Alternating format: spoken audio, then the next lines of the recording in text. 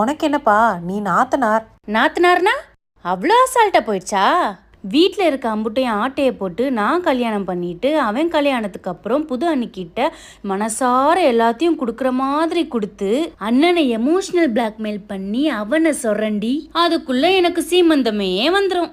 அவனுக்கு ஒரு குல்லாவை போட்டு கையில் 4 வளையல போட்டு அவன் காசுலேயே 7 வகையான சாப்பாடு போட்டு அதுக்குள்ள எனக்கு பிள்ளையே பிறந்துரும். அந்த பிள்ளைக்கு மொட்டை போடணும்னு அவனு மொட்டை அடிச்சு அவன் காதை குத்தி என் பிள்ளைக்கு ஒரு காதை குத்தணும். தாய்மாமே தகப்பனுக்கு சமம் அப்படின்னு அவனை ஏற்றி விட்டு என் பிள்ளைக்கு வகை வகையா சீர் செய்ய அவனை வட்டி கடையில் அடமான வச்சு அதுலேருந்து அவன் மீண்டு வர்றதுக்குள்ள என் பிள்ளைக்கு கல்யாண வயசே வந்துடும்.